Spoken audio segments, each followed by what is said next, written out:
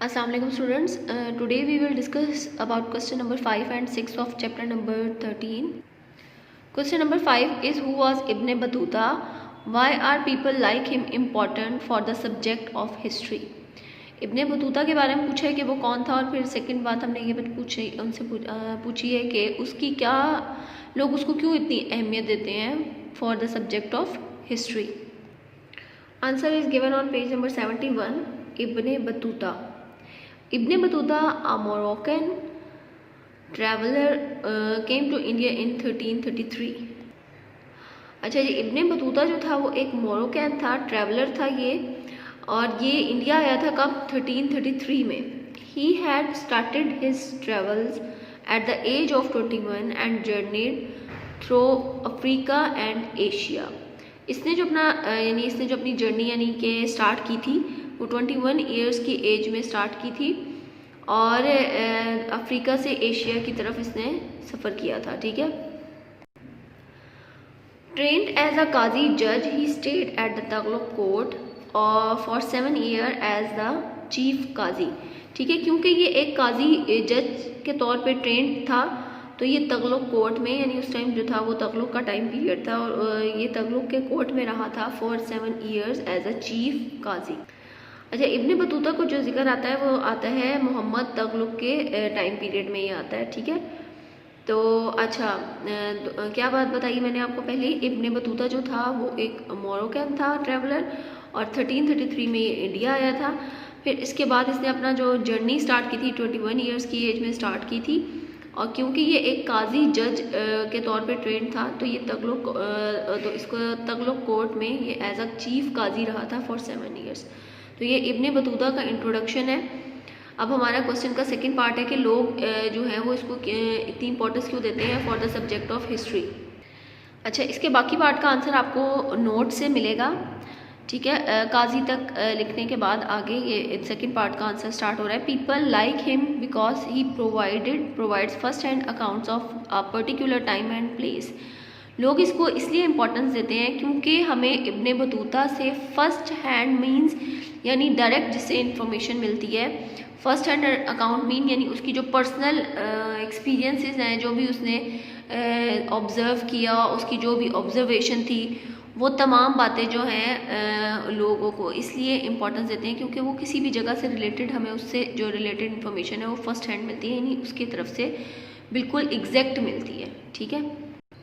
अच्छा, यहाँ पे एग्जैक्ट का वर्ड मैंने क्यों यूज़ किया, क्योंकि देखें फॉर एग्जांपल मेरे साथ कोई भी कहीं पे मैं जाके किसी जगह पे ट्रैवलिंग करती हूँ, तो और मैं आके आपको उसकी सारी स्टोरी सुनाती हूँ, तो मुझसे जो आपको इन्फॉर्मेशन मिलेगी वो फर्स्ट हैंड होगी. ठीक है. और मैं एग्जैक्ट उसी तरह से बताऊँगी कि ये था, ये सीन था, जो भी था. मेरी तमाम बातें आप किसी सेकंड पर्सन के थ्रू, यानी फॉर एग्जांपल मैं आपको बता रही हूँ और आगे से आप किसी थर्ड पर्सन को बताओ, तो अब जो इन्फॉर्मेशन है वो फर्स्ट हैंड नहीं रहेगी.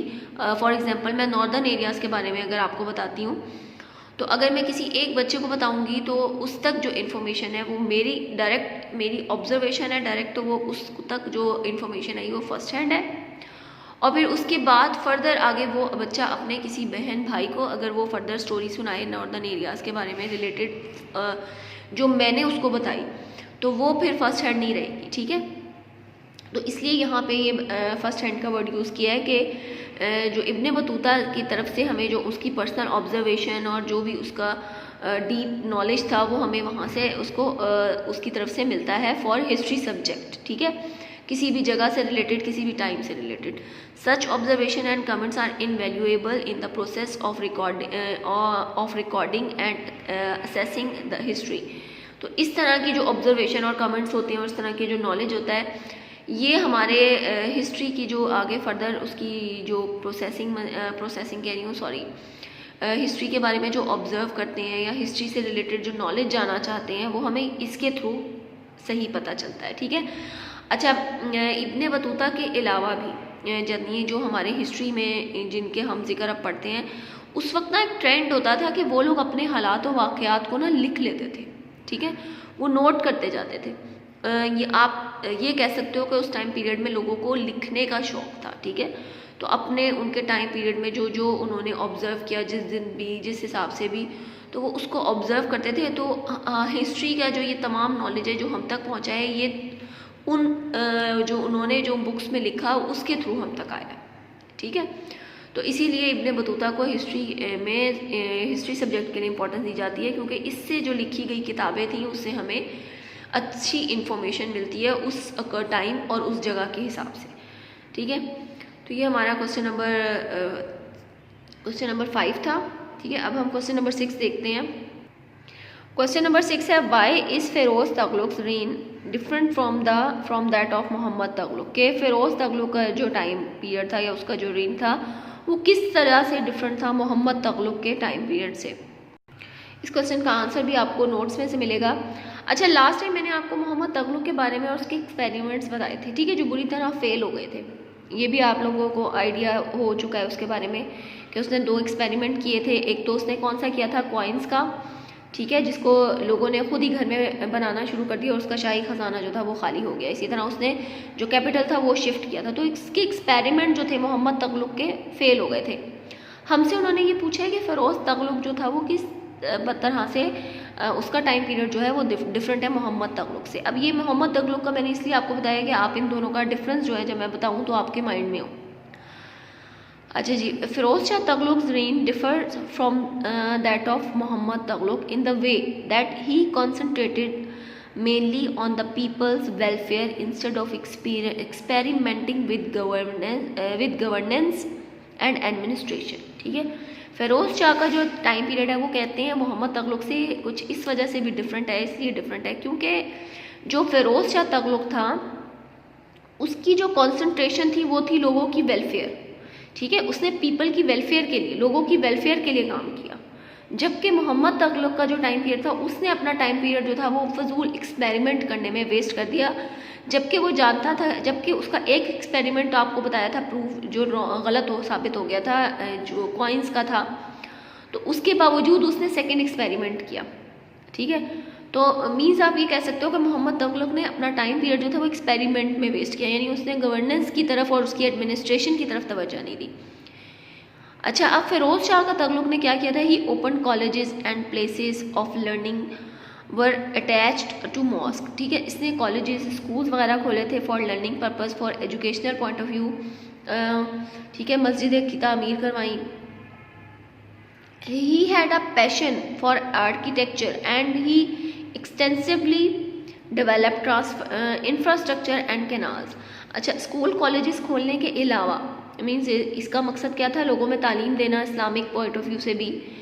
तो इसका दूसरा इसने क्या किया कि इसने जो था उसको आर्किटेक्चर की तरफ उसका इंटरेस्ट था, तो उसने जो था इंफ्रास्ट्रक्चर पे फोकस किया, ठीक है। इसने इंफ्रास्ट्रक्चर डेवलप किया और कैनाल्स बनाई। अब इंफ्रास्ट्रक्चर क्या होता है, इंफ्रास्ट्रक्चर में हमारा आ जाता है रोड्स, रेलवे वगैरह, ये जो हमारी ट्रांसपोर्टेशन के लिए जो इसको हम यूज़ करते हैं, ठीक है, उसका ये आ जाता है, ठीक है। उसने जो इसका टाइम पीरियड था उसमें इंफ्रास्ट्रक्चर इसने डेवलप किया।